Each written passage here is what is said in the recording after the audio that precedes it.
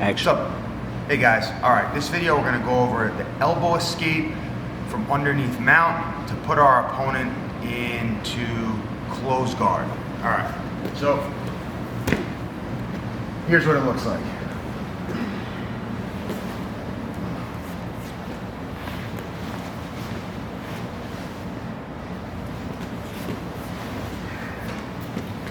All right, here we go. So, I found myself underneath the mount of Brian. Not a good thing. However, it could be a lot worse. Just posture up for a sec. Here, Brian is pretty much sitting on my belly button, and it's typically where he's gonna find himself when he first obtains the mount position. He could still advance himself further though. He could still climb up nice and high under my chin, isolating my elbows from my body. All right, this can make me considerably more susceptible to arm locks, shoulder locks, and a lot of submissions. Additionally, he can look to create an angle, and from here he can more effectively take my back. Chair sit.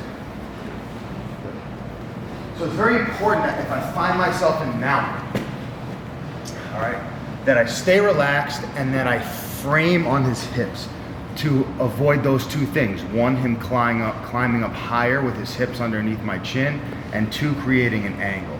If this were an MMA context and I were here and Brian were to say posture up to punch me, I would just have to bridge to disrupt his balance and keep bridging until essentially I could elbow escape or bridge him over out from underneath. But we're gonna go back.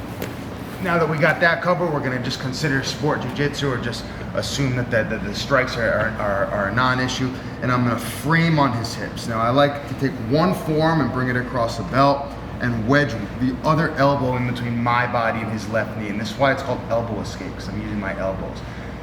Typically, the direction of my frame will be determined by which arm is already further across his belt when I find myself in this position. But for now, I'm just gonna go in this direction because that's where the camera is. So my left forearm is across his belt, my right elbow is in between my body, his left knee, which means I'm gonna escape to the right. I can point to the right with my left hand, I'm gonna escape to the right. So at this point, I wanna bring my right leg to the mat in between his feet. Really, I should have done that from the beginning. I wanna avoid Brian bringing his heels underneath my butt. This makes things difficult for me. And if I find them here, I could use my own foot to step on his heel so that I could get my leg in between, all right? At this point, my left foot comes to my butt and I drive through my left foot to get onto the side of my body just enough that I could scoop his foot over my knee, all right? Come back, Brian. When I do this, I want to make sure that my posture up, that my left elbow does not cross his center line. If my elbow crosses his center line, it makes it considerably more easy for him to take my back.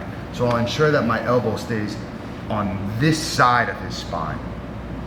Sometimes I cannot, just put your hands back on the mat. Sometimes I cannot just pull his foot over my knee. In that case, I can use my hand sometimes to just put it here and then trap, and other times I could use the back of my foot as an elevator to lift it and then trap. But I definitely at that point want to trap his ankle like you see with my left foot over his foot. All right, so that's the first step, trapping his ankle. Now I need to trap his knee. I don't want to let him keep his knee free for very long once I trap his ankle. And so here's what this part looks like. Here, come back. Common mistake at this point is for folks to take their bottom hand, in this case my right hand, the one closest to the mat, and use their hand to push on the knee. You could see that this inherently opens me up. Not only does it expose an underhook, but it also exposes my face for crossface. I want to keep my chin tucked and I want to stay tight here. And so I'm going to use my elbow, which is why it's called elbow escape. And if necessary, my my top hand, my left hand, but not my bottom hand. Keeping my bottom hand tight around my neck to prevent against, can you reach around my neck with your right hand, grab this lapel? I don't want this choke to happen. So my right hand to come back. So my hand is here preventing that choke, and I do a sit up as I push on his knee down to get his knee trapped in between my legs.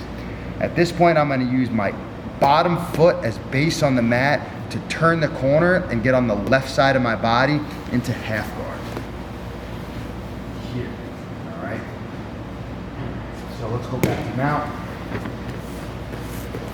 I have a little limerick I use with my kids. It's called frame, flip, hook, trap, turn. Come back. Frame, flip, hook, trap. Now we get to the turn part, and folks make the mistake of, for some reason, using this leg to try and trap Brian's leg. I don't need to do that. My left leg is doing that. I could use this leg, on the mat as base. This allows me to move my hips. So I use my right foot on the mat and escape my hips out as I look for, guys, my left hand comes in front of my face, my right hand's gonna come for an underhook, and I turn the corner and get on the side of my body in half guard. Now I'm gonna put together another video explaining this position. But just know here, come to this side here, that you wanna be on the side of your body. You wanna protect against the cross face. And in this case, I have a top side underhook, though I do have other options with this hand, all right? And I'm trapping Brian's leg with my left leg, all right? The leg that is itself trapped. We'll get more into that in another video. So now I wanna go from half guard to close guard. Here's what it looks like. All right, let's go back to half guard. Essentially, what this means is I need to take my left leg out from in between his legs and wrap it around his waist. But you'll see here that my left leg is trapping Brian's left leg, and this is important. If I were to just remove this trap, Brian would take his left knee, bring it right to that pot of gold, and pass my guard. So when we drill this, all right, I like to first rehook his leg and then free my knee. At which point I'm going to switch my hips again so that my foot comes out the bottom, and then I could lock up my guard, all right? Back to half guard.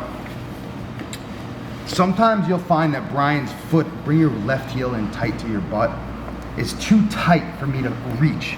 That's okay. In this case, I'm gonna pull my foot out and kick and rehook, and then I'll bring my knee out. At this point, don't get up onto your elbow and escape further to free your foot. While this works, it also frees up Brian to potentially pass your guard or get his knee up off the mat. Again, instead, free your knee, stay tight, flip your hips, and then free your foot and lock up your guard with your opponent's posture already broken. All right, so a couple times straight through. Frame, flip, hook, trap, turn, rehook, free the knee, flip the hip, lock up the guard. One more time, go to the other side. Frame, flip, hook, trap, turn, rehook, free the knee, flip the hip, lock up the guard. All right, there you go, guys. Elbow escape from mount to close guard.